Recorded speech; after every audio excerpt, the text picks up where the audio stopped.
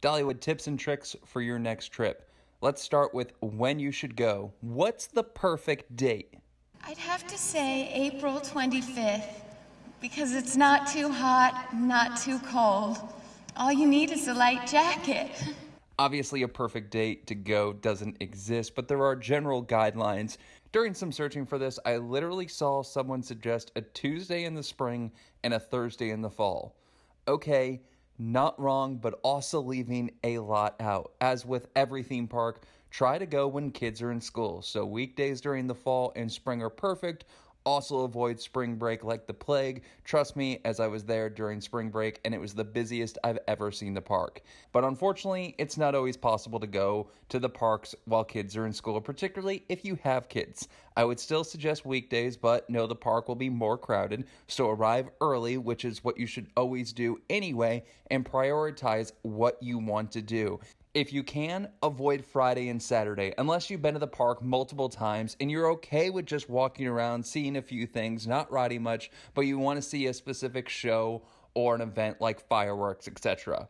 Number 2, should you get a season pass or a day ticket? You should buy a day ticket?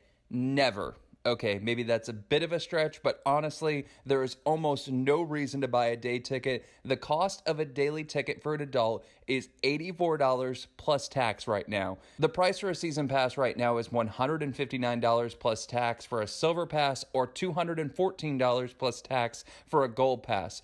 Prices tend to be cheaper at the end of the year, which gets you in for the Christmas event that year and for all of the following next year. So if you're going to go more than once a season pass is the way to go. Now, what season pass should you buy? The Silver Pass and Gold Pass get you unlimited visits. Now, the Silver Pass is $55 cheaper than the Gold, but Gold includes parking. So at $25 a day at parking, 3 trips is $75, so you're ahead with the Gold Pass, but the Gold Pass also gives you 15% off and a discount on Time Saver. Should everyone buy a Gold Pass in your group? The answer is basically no. You just need to buy one person in your party a Gold Pass and everyone else a Silver Pass, and that gets everyone into the park, into the parking lot free in one car, and access to the discount. You just need the person with the Gold Pass with you. Gold Pass does have early park admission on Saturdays and free Time Saver for the first hour each day, so the Silver Pass wouldn't get included in that. So if that's something you really prioritize,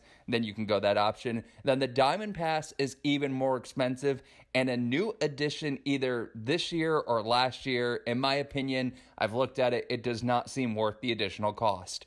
What you should do to get into the park, if this is your first time or first time in a while, you're going to want to grab a map and showtime schedule I think it should be check the Dollywood app. And you should download the app before you go. Look at what shows you want to see and arrange your schedule as so based on the times. Depending on the crowd size, get to the show early to get a good seat. If you're like me and you're not big into shows, look at the app to see what rides are open and what the wait times are. If you arrive early, line shouldn't be too bad. So if Lightning Rod is open, head right there. If you get there later on in the day, the line for Lightning Rod can get long. Check the single rider line for less wait. If the single rider line is full on the sorting platform, it's around 30 minutes, give or take. After you ride Lightning Rod, you can double back towards the entrance and ride the coaster up the hill or go the other direction and get a ride on Barnstormer and Daredevil Falls and check out the blacksmith shop and the Dollywood Church. The other route you can go is when you get to the Whitewater Rapid Ride. Ride it if you like, depending on temperature, your taste, etc.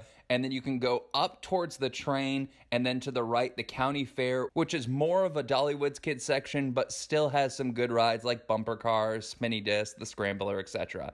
If Lightning Rod isn't open, which sadly happens too often, and if you don't have little kids with you, head left as you walk into the entrance and go up the hill. Thunderhead is the first wooden coaster that you should do. Obviously, if everyone's flooded there, keep walking on because I talked about that in another video. You can check that out here about how everyone just stops at the first attraction. But if it's nothing too crazy and you're one of the first in the park, go right up there and catch a ride on Thunderhead. After Thunderhead, you should walk towards the back of the park and catch a ride on Mystery Mine. Little note, it can be a bit rough. Try to get the front row if you can. Sometimes if you ask, they will accommodate. There are signs that say we will not accommodate for front row, but usually they're pretty good about it on that one. Be aware, since the cars only see 8 riders, capacity is poor to say the least. I would say only worth the wait if it's halfway down the steps or less.